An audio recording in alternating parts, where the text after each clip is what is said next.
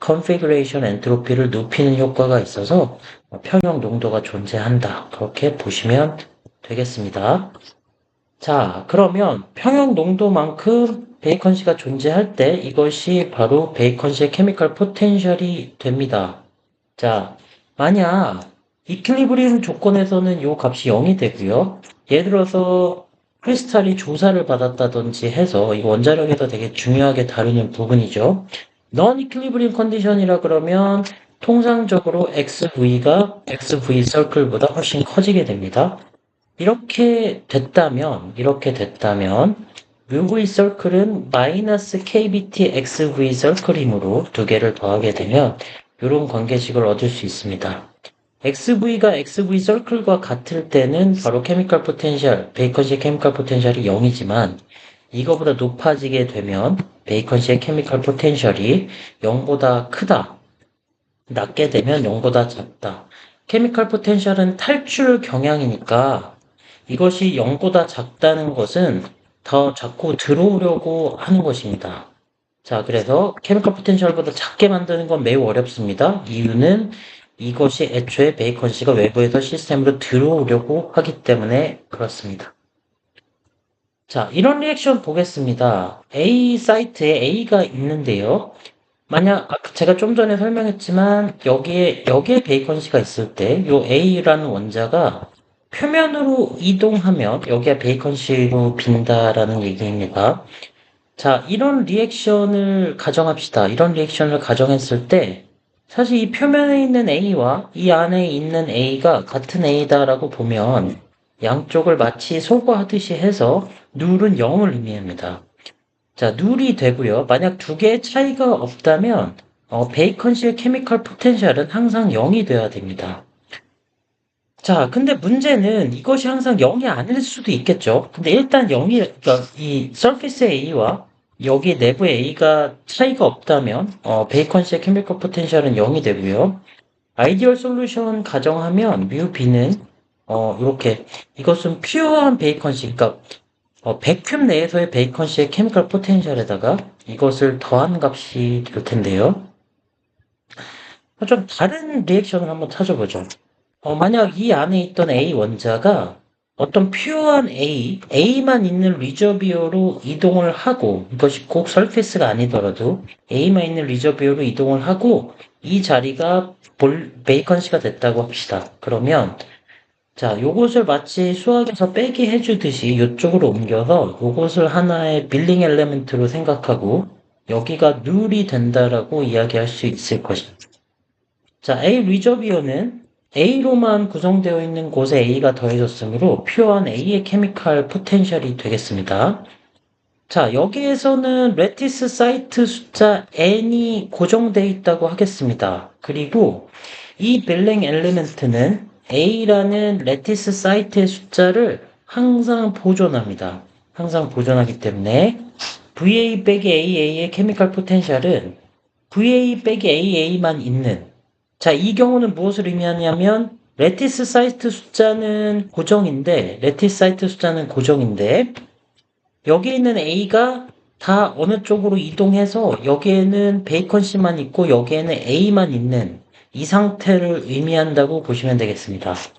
그러면 이 퓨어한 이 상태에서 VA 빼기 AA의 빌딩 엘레멘트의 케미컬 포텐셜은, 이것은 생각해 보시면 전체 레티사이트 N에서 볼륨 레티사이트를 베이컨시를 빼게 되니까 A의 원자수입니다. A의 원자수. A라는 레티스에 있는 A의 원자수고요. 그것과 베이컨시의 원자수의 비로서 이쪽 텀이 완성되게 됩니다. 여러분들이 헷갈리시면 안 되는 게 뮤V 서클은 N개의 아톰에서 하나의 베이컨시를 더한 경우와 퍼펙트한 N개의 아톰의 에너지의 차이입니다. N개의 아톰과 하나의 베이컨시를 더한 것과 N개의 퍼펙트 크리스탈의 차이고요. 이 빌딩 엘레멘트로 주어진 이것은 N-1개의 레티사이트 숫자는 둘 다 N입니다. 요거 둘 다 N인데 N개 레티사이트가 있는데 N-1개는 다 A가 그대로 잘 들어가 있고요. 하나의 베이컨시가 있는 경우, 그리고 그것 말고 그냥 퍼펙트하게 n개가 다 있는 경우. 자, 이 경우는 A라는 아톰 숫자가 같고요. 이 경우는 레티스 숫자가 n으로 같은데요. 둘 모두 유용한 개념입니다. 그런데 두 값은 좀 다르겠죠. 자, 그렇게 해서 베이컨시 포메이션 에너지를 계산할 때 퓨어 상태의 레퍼런스 스테이트는 크게 두 가지를 우리가 볼 수 있습니다. 자, 그래서 요 식 1번에서 여기에만 MV에 대한 식이 있으니까 MV에 대한 식을 정리하면 요렇게 됩니다. 자, 이퀄리브리움 상태에서 생각을 해 보시면, 자, 여기에 있던 레티스 사이트에서 A를 하나 빼내고요. 여기에 베이컨 C를 만들고, 이 A는 A만 있는 A 리저비어로 옮겼다고 합시다. 그런데 이퀄리브리움이라고 하면 이 두 개의 케미컬 포텐셜 합이 0이 돼야 됩니다. 이것이 만약 0이 아니라면 이퀄리브리움이 아닐 거예요. 자, 그러면 토탈 레티스 사이트의 숫자 n이 고정되어 있다면, 요 항은 위에서 살펴본 식대로 이렇게 주어지기 때문에 우리가 요 식을 얻어낼 수 있고요. 자, 레티스 사이트 n개가 고정되어 있기 때문에 우리는 요 식을 푸는데 이퀄리브리움 조건이라는 것 때문에 MV를 MV 서클로 표시하겠습니다. MV를 MV 서클로 표시하면 이것을 MV 서클로 표시하고 식을 정리하면 우리가 이 식을 이렇게 얻어낼 수 있습니다. 자, 그런데 만약 베이컨 C의 농도가 매우 작다면, 달리 얘기하면 요 항이 매우 크다면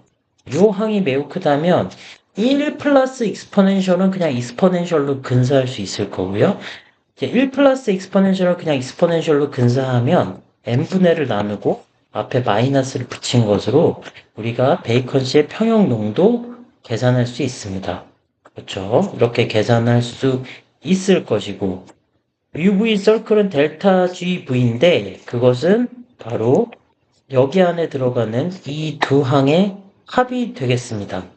그럼 이 두 항의 합은 결국 뭐냐? 이 두 항의 합.